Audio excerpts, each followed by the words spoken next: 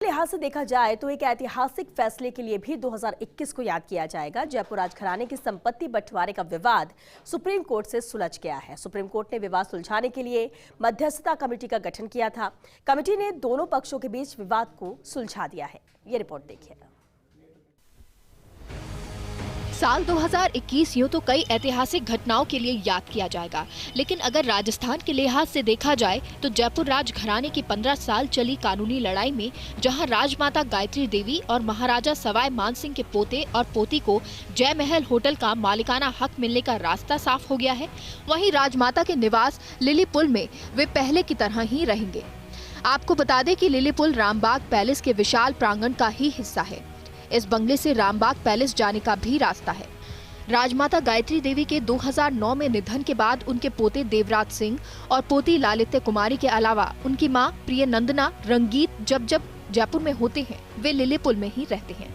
इस शाही बंगले के एक कमरे में गायत्री देवी के मूल्यवान सामान को रखा गया है, जिसकी चाबी देवराज के पास रहती है। देवराज और लालित्य कुमारी के ओर से बताया गया कि आपसी समझौते में लिली पुल का जिक्र तक नहीं है, ऐसे में ये विवादित संपत्ति की श्रेणी में नहीं आती है। इस पर देवराज और लालित्य कुमारी का राजमाता के वारिस के तौर पर मालिकाना हक बना रहेगा। आपसी समझौते के बाद देवराज और लालित्य का रामबाग पैलेस प्राइवेट लिमिटेड में कोई शेयर नहीं होगा। इसी तरह जय महल पैलेस प्राइवेट लिमिटेड में पृथ्वीराज और उनके पुत्र विजित सिंह की कोई हिस्सेदारी नहीं होगी। 15 साल बाद निकला हल। जयपुर राजघराना विवाद का निकला हल।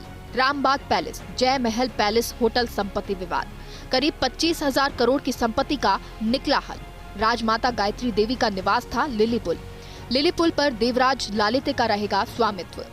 एससी के पूर्व जस्टिस कुरियन जोसेफ ने की मध्यस्थता। रामबाग पैलेस की हिस्सेदारी छोड़ेंगे देवराज लालित्य। पृथ्वीराज विजित छोड़ेंगे जय महल पैलेस से हिस्सेदारी। देवराज लालित्य को मिला जय महल होटल का मालिकाना हक। राजमाता के निवास लिली पुल में भी पहले की तरह रहते रहेंगे। रामबाग पैलेस के विशाल प्रांगण का ही हिस्सा है लिली पुल। गायत्री देवी के निधन के बाद से लिली पुल में रहते थे दोनों। शाही बंगले के कमरे में गायत्री देवी का रखा गया सामान। देवराज लालित्य की ओर से कहा गया समझौते में लिली पुल का जिक्र नहीं, ऐसे में ये विवादित संपत्ति की श्रेणी में नहीं आता है। समझौते के बाद देवराज लालित्य का रामबाग पैलेस प्राइवेट लिमिटेड में शेयर नहीं। जय महल पैलेस प्राइवेट लिमिटेड में पृथ्वीराज और विजित सिंह की हिस्सेदारी नहीं। पृथ्वीराज विजित के सभी शेयर देवराज लालित्य को मिलेंगे बराबर।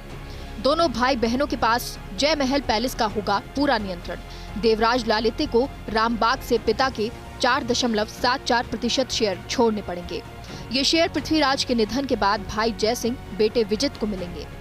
रामबाग पैलेस प्राइवेट लिमिटेड के अधीन संपत्तियों में Rambagh palace hotel, Ramgarh lodge, Sawai Madhopur shooting lodge पर देवराज लालित्य का हिस्सा नहीं।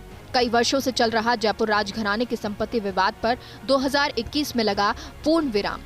इसे हल करने में सुप्रीम कोर्ट ने मध्यस्थता की। अब आपको बताते हैं कि आखिर ये पूरा मामला क्या था। 5 फरवरी 1997 को जगत सिंह के निधन के बाद शुरू हुआ था विवाद।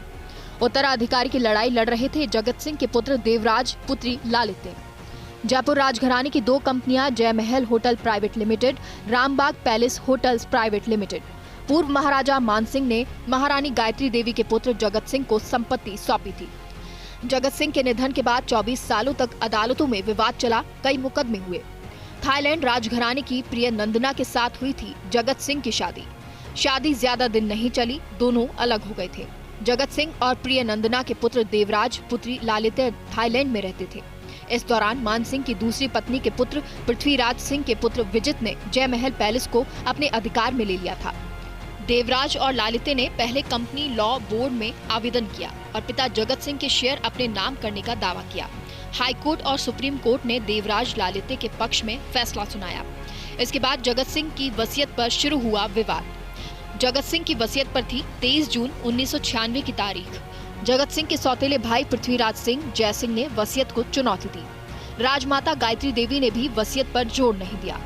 आपसी समझौते के जरिए विवाद हल करने की कोशिश की। National company law tribunal Delhi ने देवराज और लालित्य के पक्ष में फैसला सुनाया।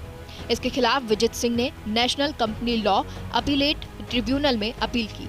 अपीलेट ट्रिब्यूनल ने ट्रिब्यूनल का फैसला खारिज कर दिया। कहा, गायत्री देवी उत्तराधिकारी हैं, उनके रहते फैसला नहीं किया जा सकता। ऐसे में कंपनी के 5050 शेयर और अतिरिक्त शेयरों पर दावा नहीं किया जा सकता।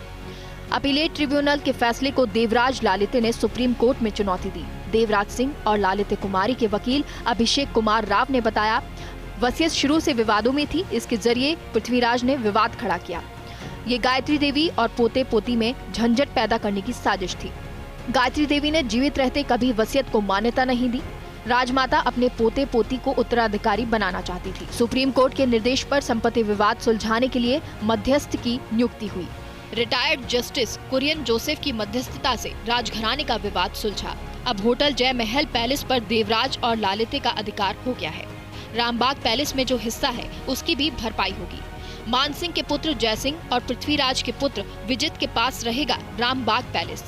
कई वर्षों से धारावाहिक की तरह चल रहा था जयपुर राजघराने का संपत्ति विवाद। रामबाग पैलेस प्राइवेट लिमिटेड के अधीन संपत्तियों में Rambagh palace hotel, Ramgarh lodge और सवाई माधोपुर शटिंग लॉज शामिल हैं, जिन पर समझौते के बाद देवराज और लालिते का कोई हिस्सा नहीं रहेगा। सुप्रीम कोर्ट के अवकाश प्राप्त न्यायाधीश कुरियन जोसेफ ने मध्यस्थ के रूप में संपत्ति का मूल्यांकन करवाया। इस मूल्यांकन के बाद Rambagh palace hotel private limited के शेयर छोड़ने पर एक निश्चित राशि देवराज और लालिते को मिलेगी।